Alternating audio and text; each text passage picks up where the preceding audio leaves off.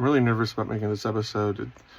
I don't quite know if my whole day's been distracted or if I was just given a bunch of wonderful things by God. But it looks like I was fighting a spirit this whole time named Waste of Time. So that was interesting. I was talking to my boss last week and it was really funny. I said, all right, I'm out of here. I'm going home. My boss said, for some reason, I thought you were leaving a couple hours ago. And I said, oh, that was a few days ago. I grabbed a shift that left early. And he said, oh, okay. I thought, that's interesting to remember. Remember me, because this isn't a boss that I run into a lot. To remember I went home early and to still have that memory. And I looked at him and I said, one of your parents was really strict, weren't they? And he goes, well, yeah, I guess so. And I said, same. I always had to memorize what I was doing and why, in case it came up in an argument, I could defend myself. And he said, yeah, that's kind of exactly what happened. And I told him I read the whole Bible so I could argue with my mom so she couldn't take my video games away, because Jesus, quote unquote, didn't like magic and video games. And he said, oh, wow. And I said, yeah, I became closer to Christ so I could play Final Fantasy. And I thought that was a good joke I'd share.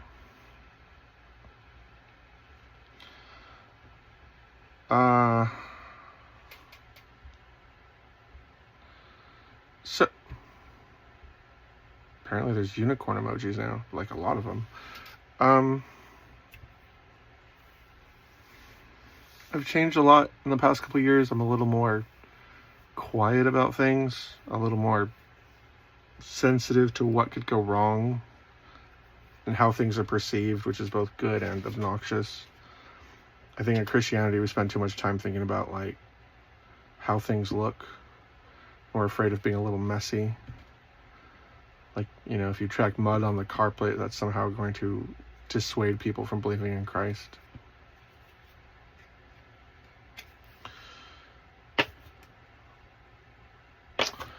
All right. So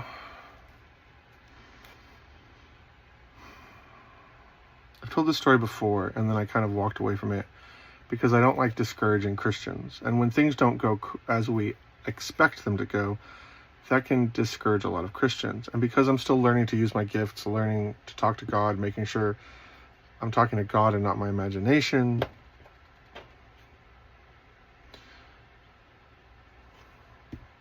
it's important to be diligent and careful and quiet sometimes.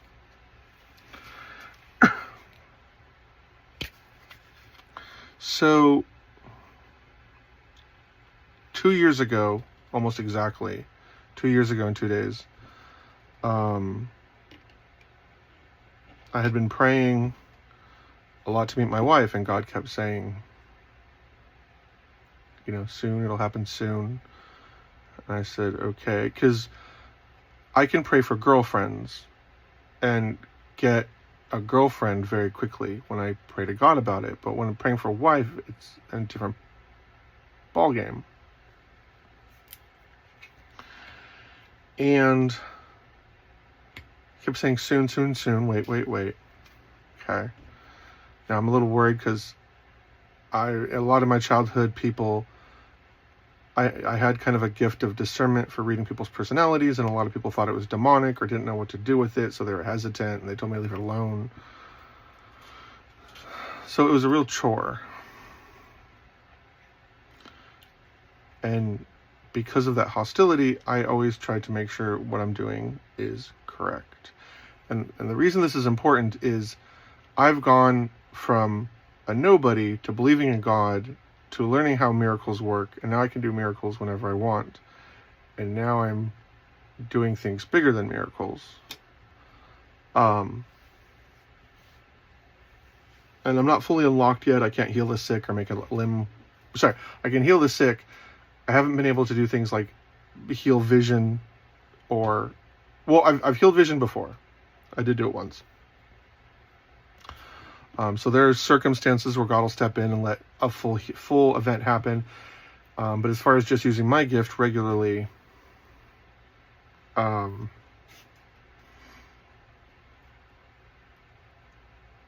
that hasn't happened yet.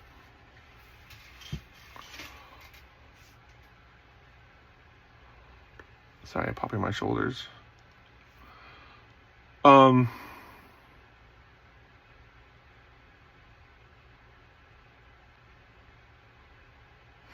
Tired.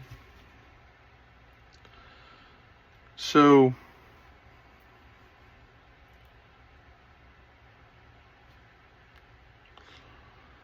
things are happening regularly now. Oh, sorry. So 2 years ago, let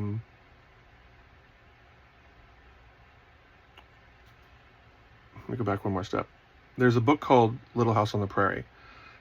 And it's written by Laura Almanzo, Laura Ingalls Wilder. That was her name, Laura Ingalls Wilder. And the first several books, I think it's 4, her name is Laura Ingalls. And we learn it's because she marries someone named Almanzo Wilder. And so this whole book series, me and my mom's reading it to us because we're homeschooled. We're like, when? Like, when is Almanzo showing up? Because we don't see him at all. And then in the next, like, chapter, they're engaged. I think she's in school or church, and one of the girls has a ring on. They look at it, and she whispers a name, and then they look at Laura, and she whispers a name. And so it, like, happened, and my mom, like, winked a lot, and I was like, okay, that was extra kind of weird and silly, but, like, we were really excited. Like, I love my mom. It was really, really exciting. We're like, oh, finally, like, we get to see, you know, what their marriage is like, this and that.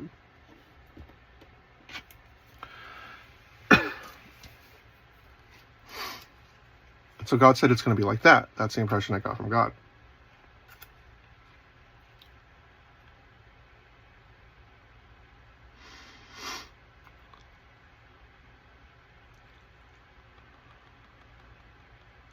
So me and 2 of my friends, we go to a Lindsey Stirling concert. I like Lindsey Stirling. I like her music. I don't know the name of any of her songs, but I like her music. I think I like her as a person. You know, she seems to have a gooey heart in the center of her chest that wants to give out love and heal the world and do great things for mankind, who she seems to pour her heart out to. You know, which is great, because not only is it good music, it's good, you know, more than that.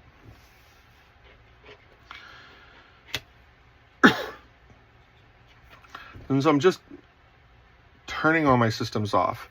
And if you're someone who's hypervigilant like me, like if you've grown up in intense childhood, you've become hypervigilant, turning your systems off is a big deal, because we have a lot of system. We have like 10 times 10. We have like a lot of systems.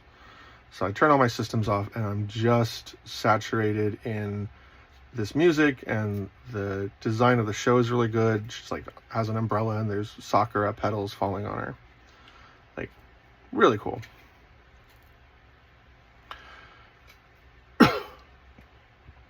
And so as this is going on,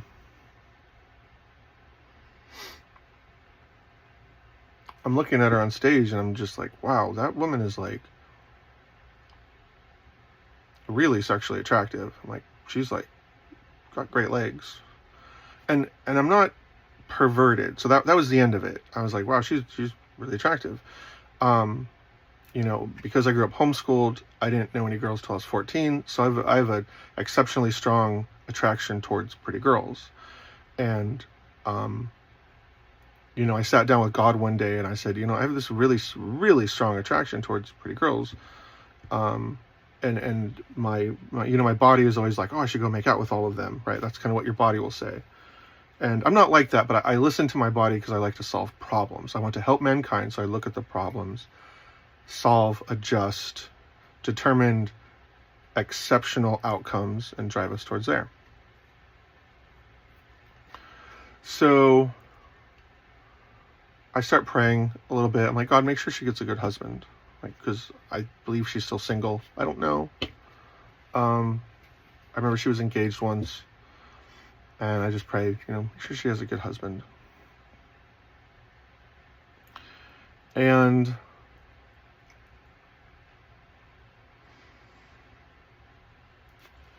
I continue to listen to the music. I'm starting a video. I hate it when the storage gets full and then I lose all my progress.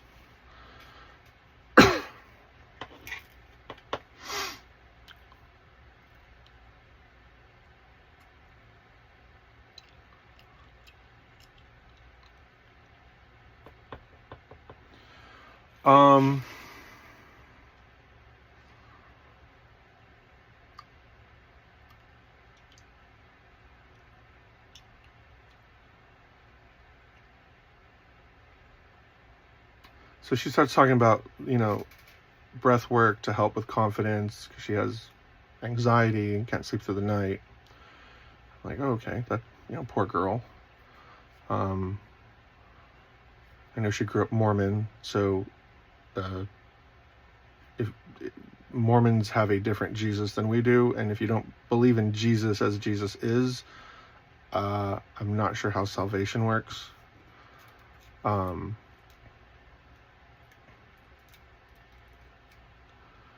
So, which is the point of me saying this, is that means if it doesn't work like it's supposed to work, that means she's not possessed by the Holy Spirit. A friend of mine, her dad was a little bit up there in the Mormon church, and apparently they don't even identify as Christian anymore, but I haven't checked that.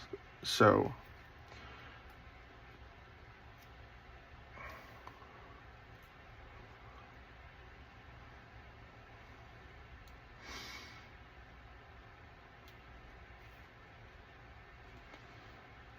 so that would make sense, right? Because I'm a problem solver. I want people to have whole and healthy lives. So I'm like, well, that's probably part of your anxiety.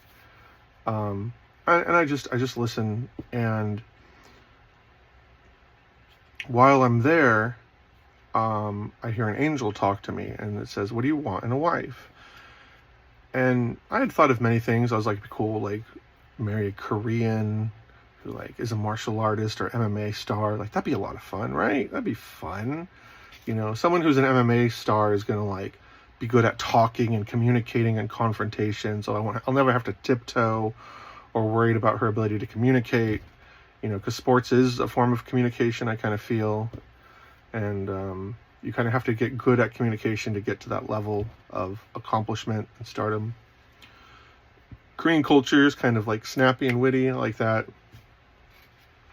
Anyways, I'm just thinking, maybe someone Japanese. They're very humble, a little too quiet sometimes in my, as something I wouldn't be as attracted to as a husband to a wife. But, Japanese, everyone likes anime, but,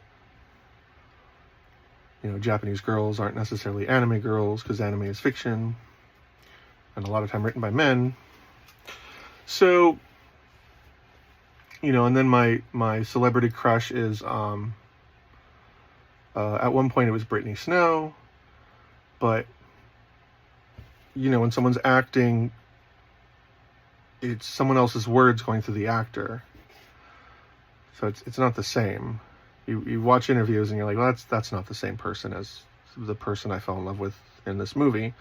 And then I liked, because I liked Britney Snow in Pitch Perfect. I thought she did a really good job, and I liked how they wrote her, and it was very cute and quaint and a perky attitude. And then I liked her in Star Trek, the J.J. Abrams one, even though I don't even know she had lines. I think she had one or two lines, but I was like, oh, you get to be in sci-fi, that's cool.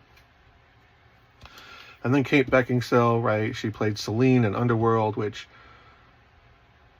won my heart over. The way she handles confrontation, the way she fights, there's a sexuality to it that is sleek and graceful and exceptional, and I don't want to say powerful because that's such a blanket word for everything, but she was like a special secret sword. And so but I've seen Kate Beckinsale in interviews, and she's not Celine. She's quaint and charming, and there's a breath about her, a spirit about her, but once again, I believe Underworld was written by a man, so it's like a man's voice talking through this beautiful actress, female. And, eventually the Bible says, like, beauty and fame, like, fade with time. So who do you want after that's faded? You want a soulmate, you want a best friend, you want an intricate relationship with someone capable of possessing intricate relationships and moving forward beyond just being sexually attractive and popular.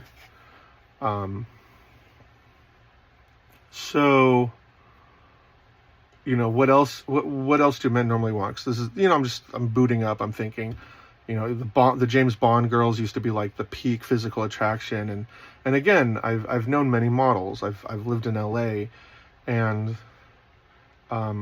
when I do photography, I always tell people you want to hire athletes, not models, because models get bored.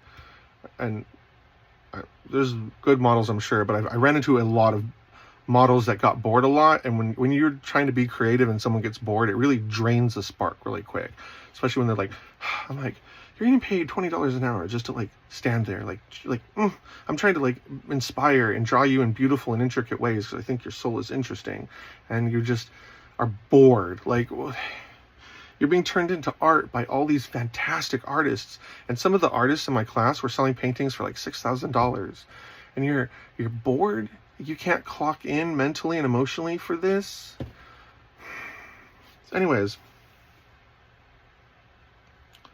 so I thought, nah. And I was a little frustrated because I'm training to be kind of what I imagine to be a leader with prophetic gifts, kind of like what Moses was. And I do believe I'm like an era level prophet, not an era level prophet, an era level disciple of Christ, similar to the way Moses was. And if I'm wrong, it's okay. Like, I've always wanted to work miracles in ministry. I'm not going to be upset if I'm not like top dog. I want to do this and make an impact.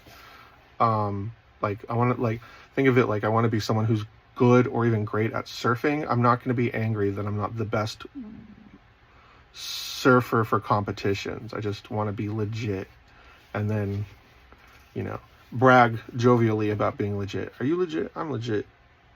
Who's more legit? You? Just, I'm like that.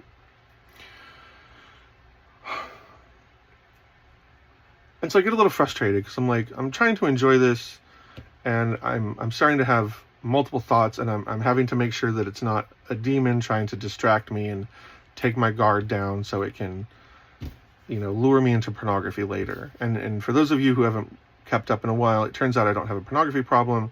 I have a problem being under attack by witchcraft, because I've never played with witchcraft. I've never.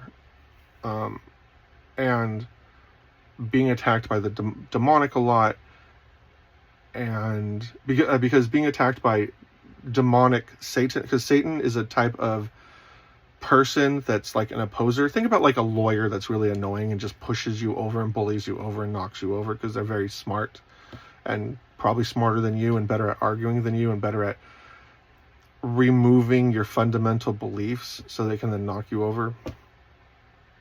They're better at that than you. So I'm always doing that because, like prophets in the Bible, I'm being trained up. I'm being trained to use wisdom and not bulliness, to think, how can I solve and finish the situation, not how can I defeat my enemy and overpower him.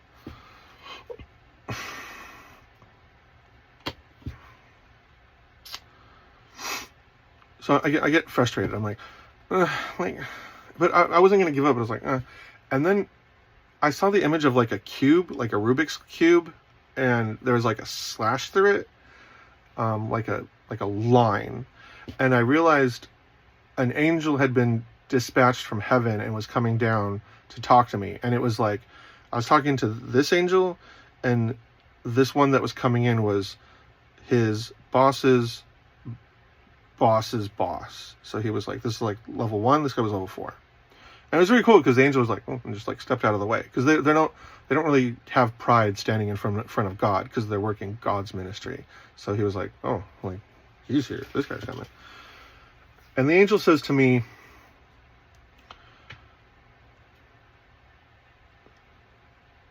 who do you want to date in the entire world? And I realized at that point, any person who was single, I could now marry. And I'm not telling you this to brag.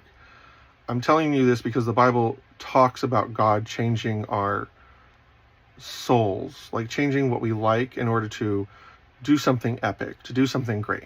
And just so you know, when your soul gets changed, it's never something that you're unhappy with. Even if you put your mind in the headspace of who you were previously, you're always like, oh, no, this is better. This is amazing. I'm totally okay with this. Oh,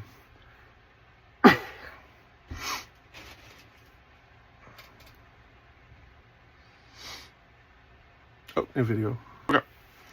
So I feel this angel come down. Oh yeah, so I realized, and I'd seen this happen before too, with who I was dating previously. God said, hey, I haven't done anything for you, and I haven't done anything for you in a while. Is there anything you want? And I was laying down next to my girlfriend, and I said, can she fall in love with me and we get married? And I felt her like soul change. And then she started crying, and I was like, what is wrong? Because she wasn't a very sensitive, emotionally gentle person. She was Filipino, and she had a lot of harm in high school. So she was very well guarded. There was like a steel trap inside of a castle that's made out of strong stone. And it wasn't a problem. Like, I'm not here trying to force her to be anything. But she's like, I just realized, like, I'm not going to see you again. And I'm like, oh, she's like in love with me now. And I had a vision that we would do well together and we'd be in love together, but I would also like depend on her family for money. But I think that vision was like a spirit of immaturity, or a voice of immaturity trying to seek me out to dissuade me from what I wanted. And so I parked that, and then I thought about it more, and I was like, I don't know that she's my wife, because I hadn't started doing miracles yet. So I was very much like, I don't know what I'm going to do. I don't know if I'm, even if I'd even be good for her, because like I'm not making money. And so after a while I was like, I don't think she's my wife. So we broke up, and then I prayed for her to meet a wonderful man, which I've done for many of my exes. Let's see, the Christian, the elf, she's the painter, the model.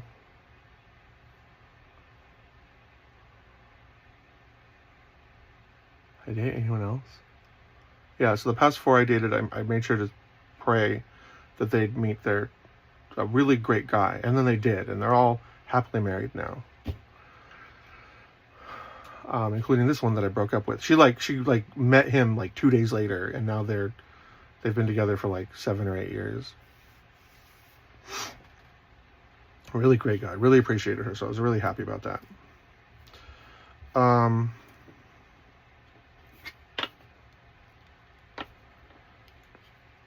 So when I was offered,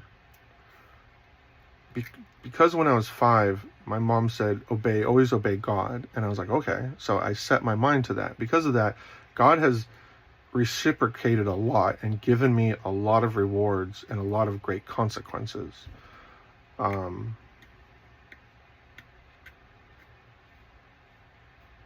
So like one day I was praying, and I said, can we have a new animated series, make it like magic, have the 4 elements, but let's call it bending. And then Avatar: The Last Airbender came out. This is a true story. And this isn't me trying to brag. This is me saying what happens when you become a Christian who's a Christian. Suddenly the universe works with you, and God provides and becomes someone that, remember, because God like washed the disciples' feet. Like God got down on his knees and did something very humbling and touching, changing the culture of, like, the Jewish culture was like way intense. They They would tear their shirts open, in court. They say to Paul, you're Hermes. And no, I'm not.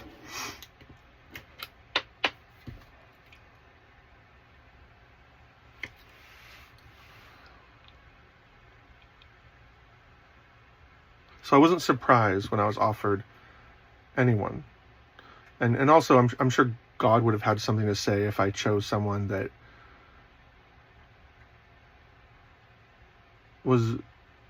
wasn't in the realm of possibility to be a favorable outcome between he or I.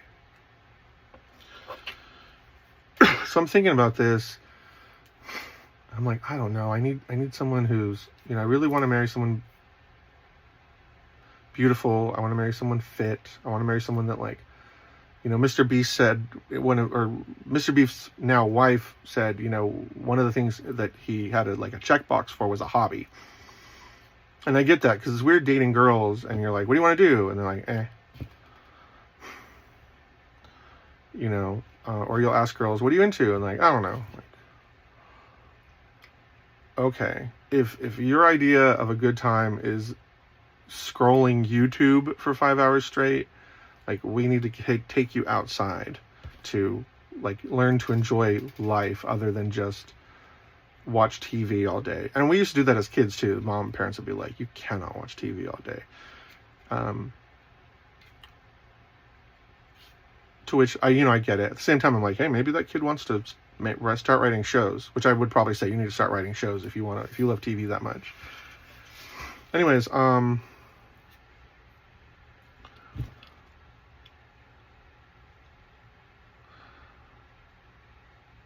so I say, I don't know, Lindsay Sterling. If I could marry anyone in the world, it'd be Lindsay Sterling. Because I told God, I said, I don't need to marry someone young. Like, someone being young isn't a bonus for me. I know a lot of people want someone young. What's important to me is, like, a cheerful spirit, like a spirit of, like, love and prosperity. And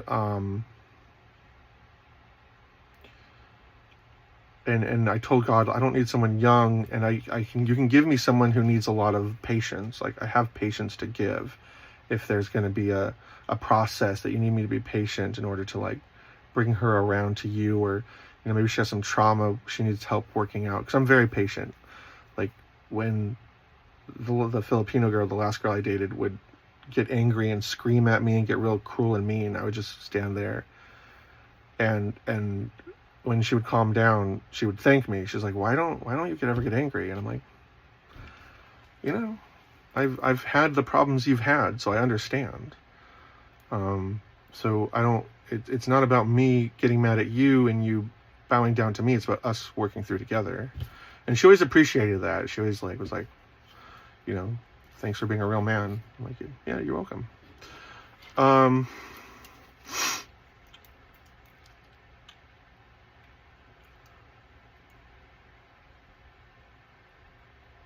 So I'm watching Lindsay move around on stage.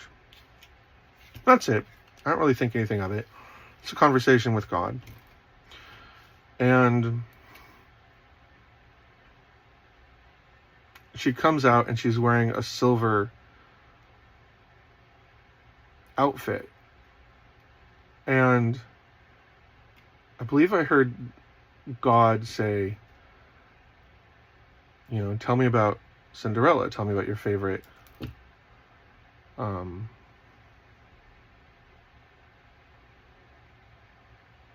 it wasn't Disney princess. It's like, tell me about your favorite something. I said, well, Cinderella. She solves her problems through patience and virtue, which I love. It's just, so, like, Cinderella taught me how to be a man, because I'm watching her as a child and I'm like, oh, this is what loving women want, and this is how loving women solve problems, is they are patient and determined, and they take certain punishments to bring about victory in a stellar sort of way. I'm like, this is a great way to solve my problems in life, is to be patient, be loving, be happy, be cheerful. what is it she sings? A wish is a dream your heart makes when you're fast asleep. And then he goes, what color was her dress? And I say, oh, well, a lot of people think it's blue, but it's actually silver. And then I look at Lindsay's skirt, and it's like this silver that reflects light. So I'm like, oh, that might be a God thing right now. Like silver dress reflecting light, right? Like light of God. Like there's poetry here. That's how I'm categorizing this. I'm not saying this is God doing this for me, but it definitely feels that. The evidence is starting to stack. And then her dress, and I'm just trying to share everything with you, like share everything. And the skirt was the perfect length, which is exactly 2 inches too short. So I'm just appreciating, like, the woman is of great sexual design. And I'm like, wow, thank you. Like, I really love you, God. Like, if nothing happens here, or there's nothing about this, like, I still love God. I love the gesture. I love where we're going. I love how you're talking to me. Because how God treats me is how I'm going to teach people that we should treat and be treated by God. Because just worshiping God, solve my problems, God, I believe that we spend most of our time failing God and getting back, and failing God and getting back. But I want us to go above and beyond. Let's do awesome things, diligent things. If humanity can build jets which break the speed of sound, or things where we can FaceTime Japan for free, we should be able to have similar sort of progress with our relationship with God. Like, it should be more interesting, more creative, more flavorful, more fun, more of scientific breakthroughs. Oh, new video. Okay.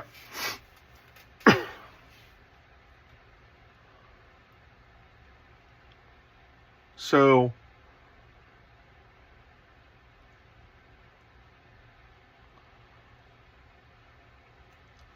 I'm watching her move back and forth, and I just release an emotional moment. I just say, that is a sexually attractive woman.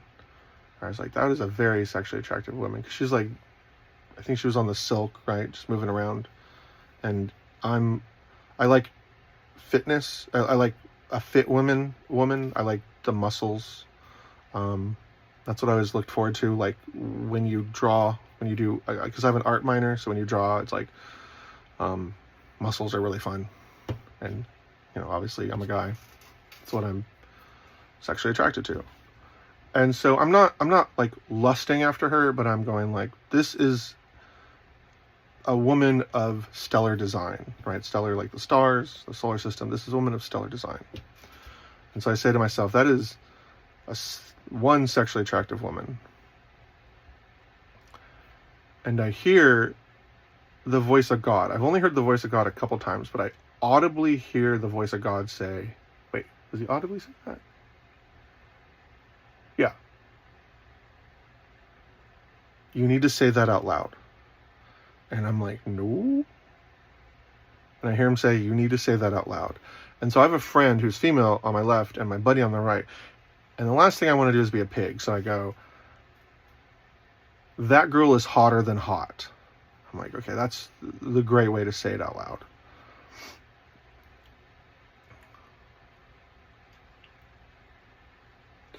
And then she starts talking about how she's always felt like she's in a cage. And and then when she says that, my like ability to sense and read personalities kicks in, because I hear something behind it. I can feel kind of it's not darkness like evil, it's like darkness where it needs prophetic light. It needs us to talk to heaven to like solve what's going on, because there's obviously a mystery, right? And so I can feel something connect too. I have a gift for solving. No, I have an itch and a muscle for solving mysteries and misery. Anyways, I need to eat. I don't think I've eaten in like 16 hours.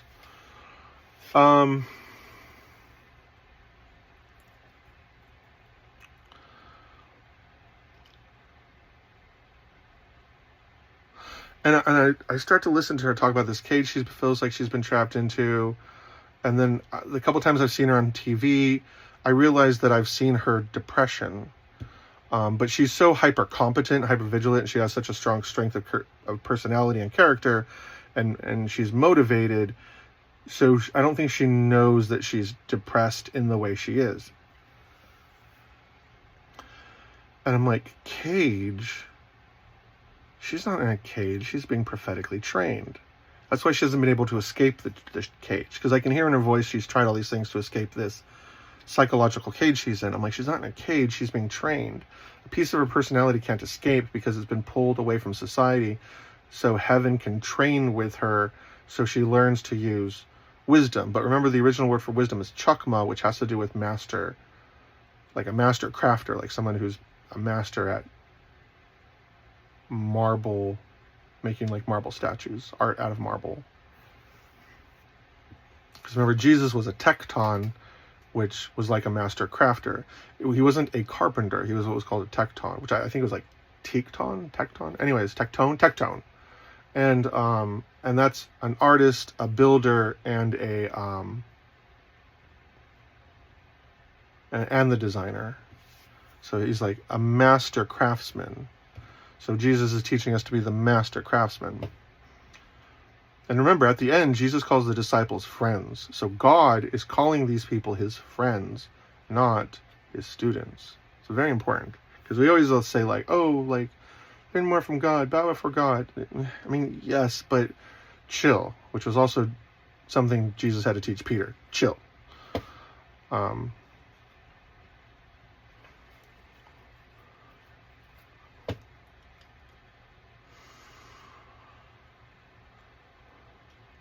So I'm listening to her talk, and I'm like, yeah, she's definitely prophetic. And then I kind of start using my gift to analyze her future. Where is she going, and what's she going to do? Because it's not hard to kind of see where someone's going if you believe they're going to become prophetic. And remember, I'm very good at being accurate. I don't take chances. I mean, I am very rock and roll and very like prone to be awesome and like take certain jumps to conclusions, but I'm very good at being diligent in my math, diligent in what I see. Just because I'm perceiving something doesn't mean I'm going to immediately jump to that conclusion. I'm going to check and look again and look again. You know, is this person left-handed? Maybe. Is this person left-handed? I think so. Is this person left-handed? Yeah, I can safely say this person's left-handed. You know, you check over and over again. And then I see her do like a Street Fighter uppercut, like the Shoryuken, right, in my mind. And I'm like, what? And I see her like becoming strong and then doing something like that again. And I go, what? Like she broke out of the cage and then like went up 2 levels. And I'm like, what? Okay, well, that's interesting. And I'm kind of feeling that she's becoming this person.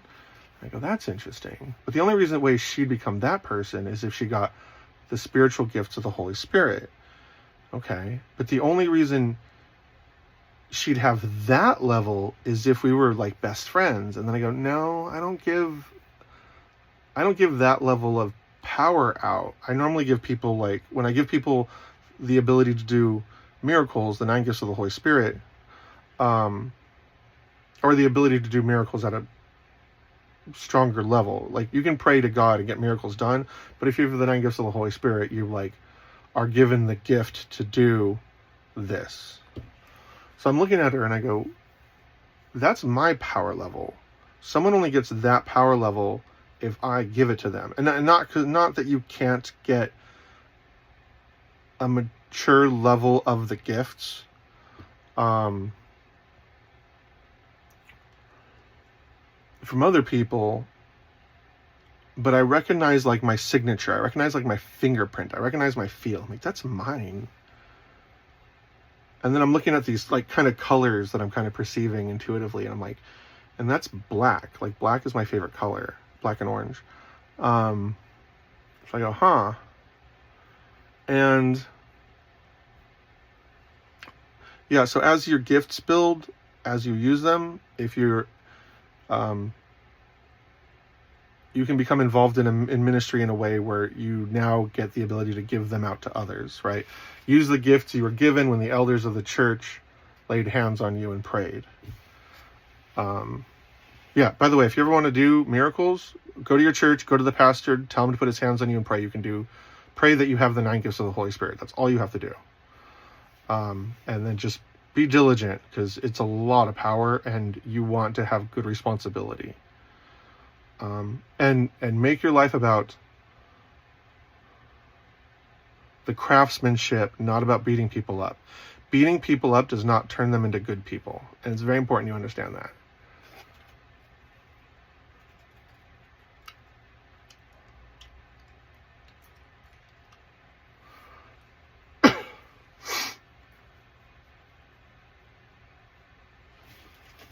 So I'm like, And I kind of leave it there.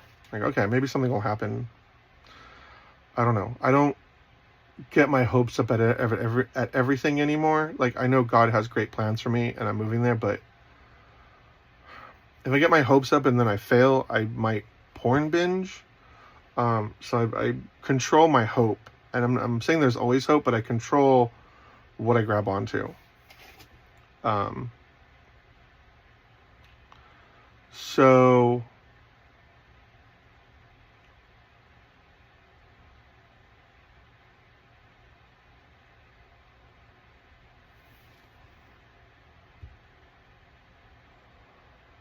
that's it. So then I just start praying about her the same way I pray about several people.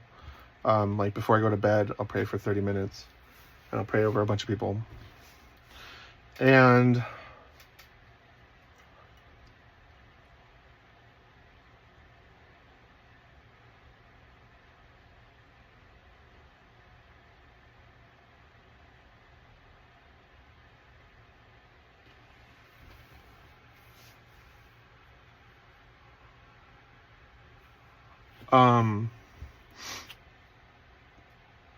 I do have 2 prophetic dreams. I do see a wedding and I see a honeymoon, and I've seen a prophetic moment in a proposal.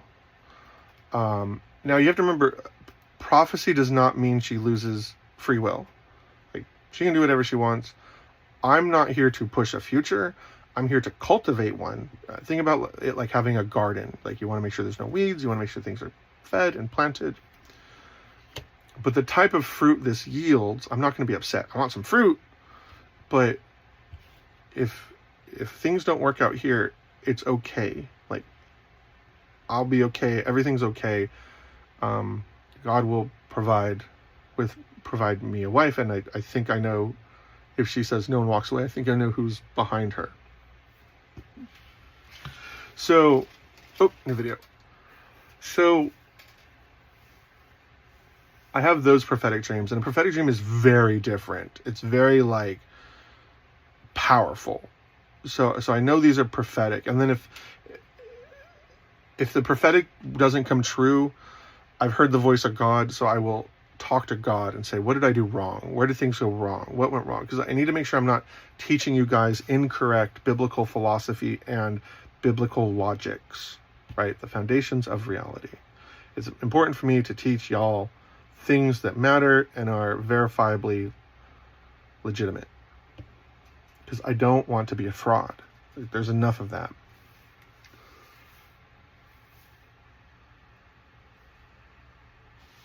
Stretching my shoulder. So,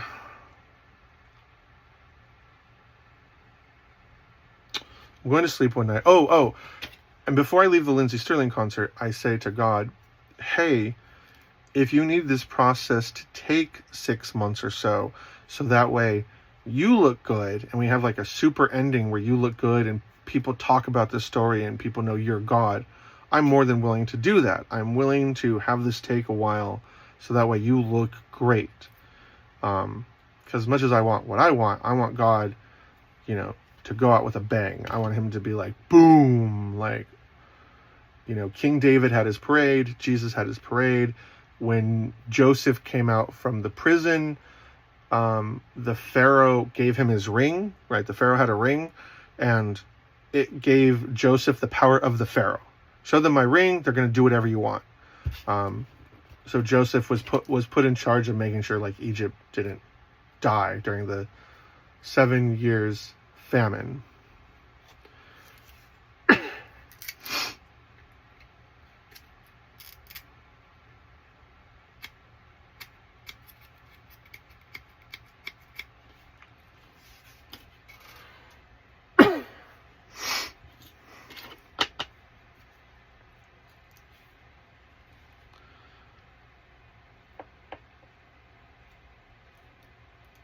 So I'm sleeping one night, and I have this dream where I passed under two arches. They were like those Japanese arches, which I think are like paths for the spirits, which I thought was kind of cool. So I see, and I think the two arches went over me, actually. Like, I just kind of stood up and looked at them and went, whoo, whoo. And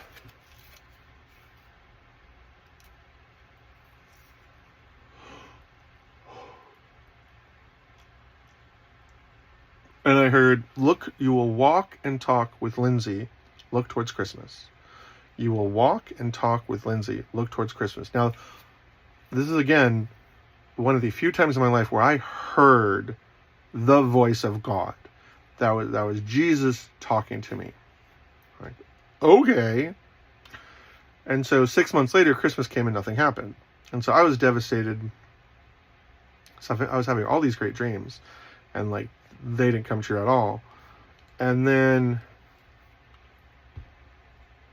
well, a lot of them did come true, which is what made it worse. But she didn't show up. And I did some research, and the word Christmas means like the gathering for Christ, right? To worship Christ. Christmas, Christmas, the Christ. And then Mass, like the Catholic Church Sunday Mass, we get together in like a group. So I said, me and Rebecca, who I work with, we talked a bunch, like, is this still real? Because I heard the voice of God. I know that wasn't a demon. I know that wasn't a witch. Because my gift and my experience, my training, and working with God, like, and then also like when, like, so anyways, I knew it was God. I believe it was God more than anything else. Like that was God. There better not be a mouse in my closet.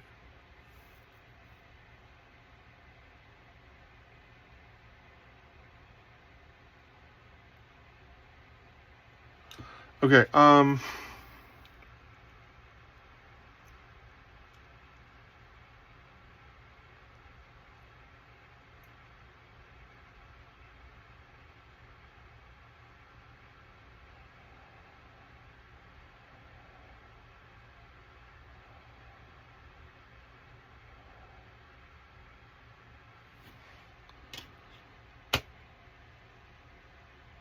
where was I? That blew my short-term memory. Oh yeah, so I get back on board. I'm like, okay, well, I'm gonna pray for things, and we'll see what happens. Now, before my life, when I would trip over pornography, sometimes the disciplinary action lasted 2 years. And in my frustration, like, I asked Jesus, I was like, what is going on? Like, why did you do all this if she's not going to show up? Like, what? And I really laid into Christ. And I do that on purpose because Christ is the only one who can, like, take me when I'm being mean and when I'm being a bully. And so I don't try to hold back. Like, I try to be diligent and not, like, a psychopath.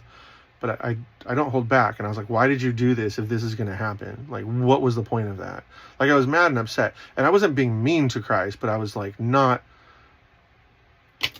shouldering my own grief now. It's time for Christ to shoulder my grief so he can train me and teach me how he wants me to do it, which is always, like, a better way to do it. And I was like, what the heck? And I'm good at talking to Christ in this sort of moments. It's just, it's hard because it's it's like having a serious conversation with your dad, and it's not always the most comfortable or inviting headspace. I was like, why? Like, what is going on? Like, tell me. Like, I need to know why this is happening. And I heard him say, it was like he was looking at me in the mirror, and I heard him say, I just wanted to spend more time with you. And that, like, hit me in the chest and floored me, and I was like, God. That was such a good answer. I was like, I don't even hate that you said that. Like, okay, no, that, like, you, the God of heaven and earth, says you want to spend more time with me, and that's why. And a video came across my feed, because sometimes God will send prophetic messages to me through YouTube, which doesn't mean I believe things, but sometimes people will say, oh, I have this message for someone. And then they'll say things, and I'll hear it in my supernatural, like, discernment sense, because my discernment sense is like discernment, but, like, different. It's kind of like how Samson was super strong, and we haven't seen that spiritual gift ever, like, since Samson.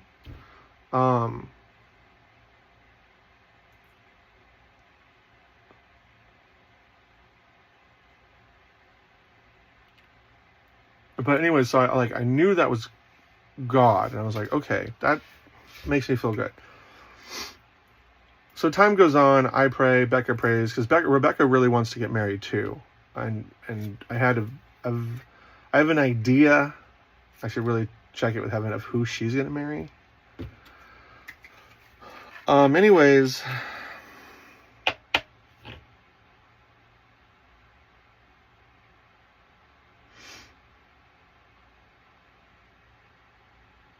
tired. Anyways,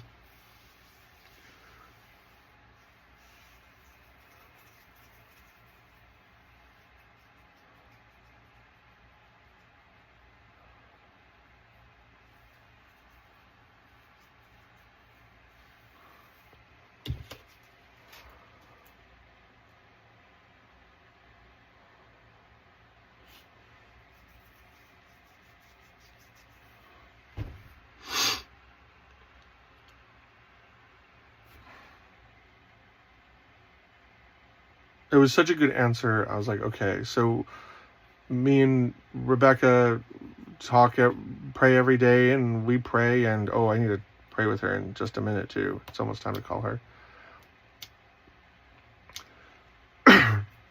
So I'm still going through my training, and a lot of training, and fighting demons, and learning to fight demons, and learning when to pray against witchcraft, and learning when to pray for the witches that are doing with witchcraft, so that way they find Jesus. And it's exhausting, because I want God to be rough on me so I get to become more epic than everyone else. I'm kind of socially competitive. You know, like, if you're going to be a Saiyan, you might as well be a Super Saiyan sort of thing, right? So, like, bring out my Saiyan blood, God. I want to be like Goku. But, like, it's so bad this one day. It was so bad. And it had been, like, almost 2 years. It was, like, 1 3/4. And this whole time, whenever, like, the depression hits, that pressure, I know it's spiritual training. I know it's like going to a spiritual gym to work out. So I turn into it, and I turn more and more. And, like, God and I are talking. I'm like, oh, I know the secret, God. There's, you either move forward, or you move forward more, or you move forward even more, but you don't ever stop going forward, because that's what a lot of people do. They burn out, get up, burn out, go, get up. But if you just, like, commit, you'll get more done. You'll get more done better. You'll grow more. You'll go further. You have better results, rewards. People get locked into where they're trying to get locked into better. But it was so exhausting. And I had never proclaimed my exhaustion, how much I hate this and how much I wanted to stop. And I still didn't, right? Because I wanted to go all the way, not break. And I go, this is so... And I'm starting to think, like, am I going to give up if... Oh, new video. Am I going to give up if this doesn't work? Am I going to stop praying to God if this doesn't work? Am I going to never try again if this doesn't work? And because I want to say like, God, I give up, or God, I don't want to do this, or God, I quit.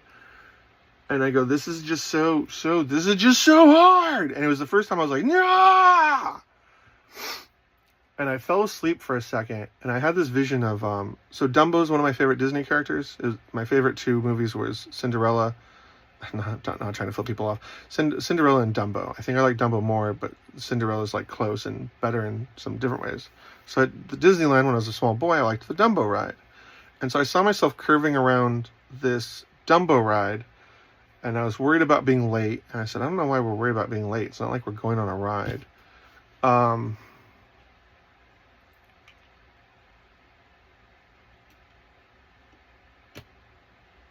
And then I get to this concert, and then someone behind me goes, oh, there's more spots down there. And then I'm like, oh, okay, I'll take a free seat. And so I go down there. And she's on stage, and she looks up, and she makes eye contact with me. And her eyes look like, when you cut an orange in half, it has that pattern. Like you can see the 4 seeds. Her eyes look like that, and one is green and one is purple. And I'm like, what? That's weird. And then... but she like looks at me and it's like, blah. And I'm like, oh, okay. I'm like, all right. So if I'm interpreting my dream correctly, this feels like it's happening with the next 2-3 months on the outside. All right. So within 3 months, she should be in Texas. Oh, look, end of 3 months. She's in Texas. So I call up my friend and I'm like, hey, or the next time I see one of my friends, hey, do you want to go? Because you were there in the beginning. I've been talking to you how I think, prophetically speaking, we're going to get married someday. You've seen how things fail, but you've seen me do miracles. Because there was a real existential crisis, because I was like, when nothing happened during Christmas, I'm like, am I wrong? Am I stupid? And I had to think about every single memory I had in my entire life. And it was so intense, it was like burning. Because I can process a lot of information, but it was like I was drinking. It was like drinking information. I was processing all of it. I was like, no, I've healed metal out of people's bodies. I've healed hernias. I've healed pain. I've healed so much that we have to anticipate that like the miracle is true even if the moment is not. Because I've done enough miracles.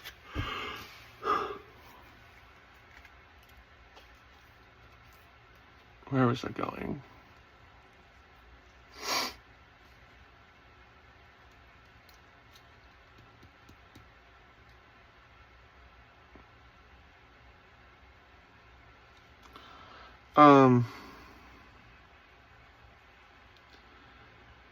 Oh, so tired. Existential crisis. Fruit in her eyes. Oh yeah, so the reason I'm making this video is because a lot of people in ministry and when they have supernatural powers, they try to kind of hedge their bets. Oh, well, that wasn't me, or that wasn't the timing, or maybe it wasn't God's timing. No. If this is prophetic, I want to say it now, so that way God gets to look badass because something prophetic happened. So I have to make this video explaining what happened and why I'm doing it, so when it does happen, everyone can say, oh my God, this God guy is real. How much can he help me with my marriage, for example. Wow, I'm getting so tired, like my eyes are crisscrossing. So yeah, in the next couple days, I'm going to go to her concert. I bought tickets that are not super close, but kind of close. If something happens, I'll report. If something doesn't happen, I'll report, and then we'll move on. But yeah, so that's the full story of everything to where we are now.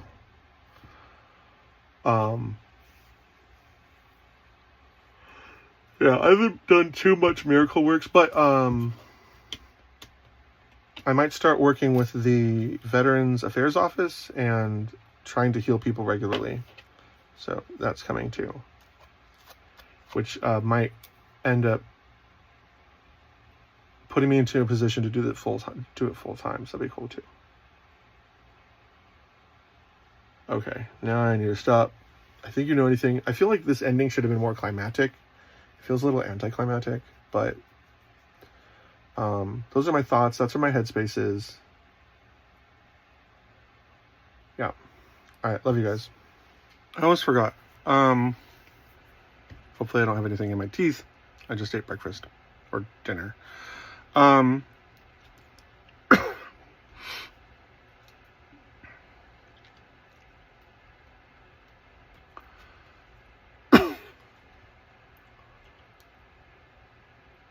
been praying a lot for like signs and miracles as I get closer to Saturday. And so I have this dream where it's her inside of a classroom, and she's talking to probably like a different side of her personality, represented by a different person.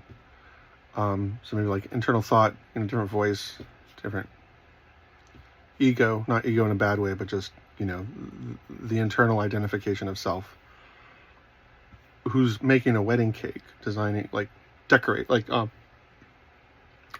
it with like the icing, right? You like go around the outside and it makes that cool icing look, that like small rope of icing. And I think it was the bottom layer of the cake, because it was like that big, cylinder. It's like wide.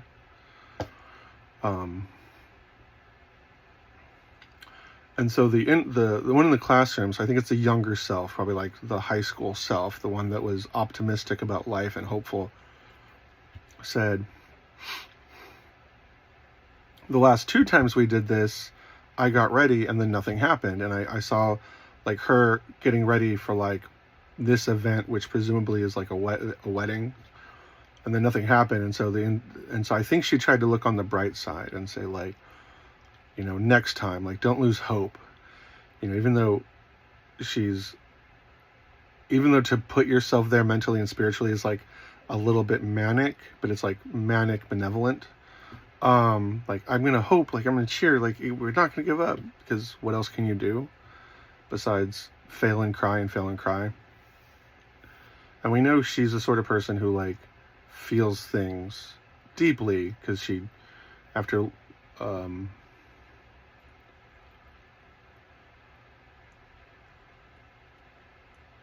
was it after she failed to win America's Got Talent, she cried until they kicked her out? I don't know. I don't remember. But obviously she cried over what was important and meaningful to her heart in a big and profound way,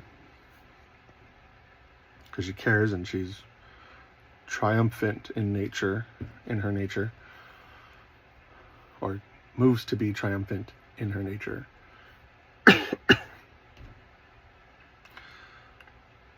So this young high schooler that's like in the classroom, nobody's there. So, staying behind to learn something, pay attention, right? That's a classroom environment. And no one else was in the classroom. It was just the desks. And so what is it she said? The last 2 times I got ready, nothing happened. Is that going to happen this time? And then the Lindsay who was making the cake, it was like she was made out of all these pieces, like wooden pieces, like all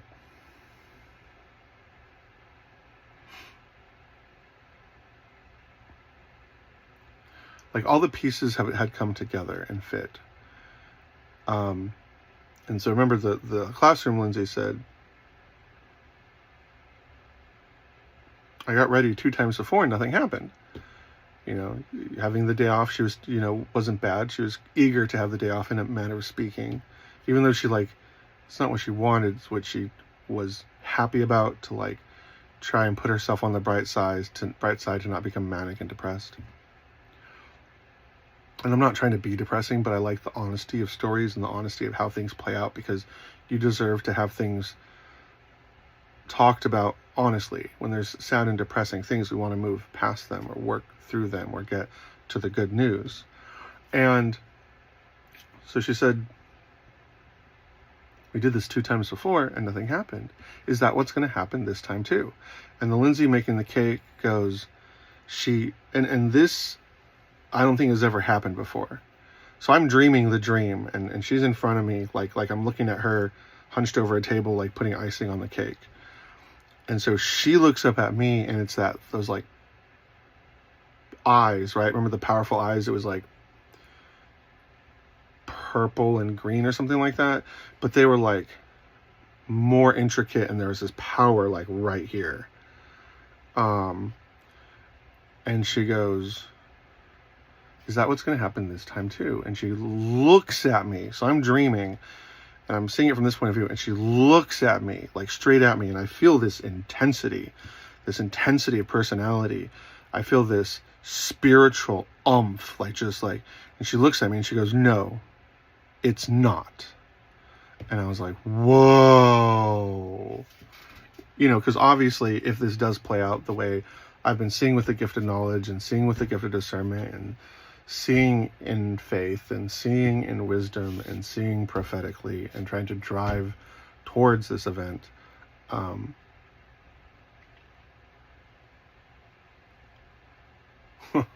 that's interesting. So I'm not going to say that this was a God thing, except it kind of was, but I don't want you to start putting your stock into every little thing, but it is good to note because we don't want to blow off little cherries on top. But Maka from Soul Eater, I always thought she was like intellectually cool, and then so this was sitting in my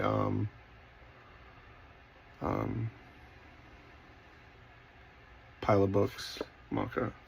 And what happens in Soul Eater? Her buddy Soul, her partner, becomes the weapon she wields. Meister in weapons. So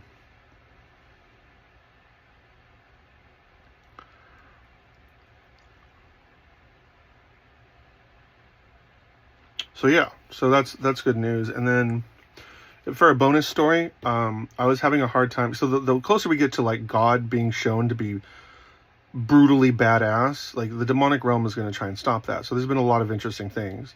I had my phones locked, especially right now, because there's so many things that the demonic realm's trying to do to throw me off my game. So I made sure to lock my phone back down.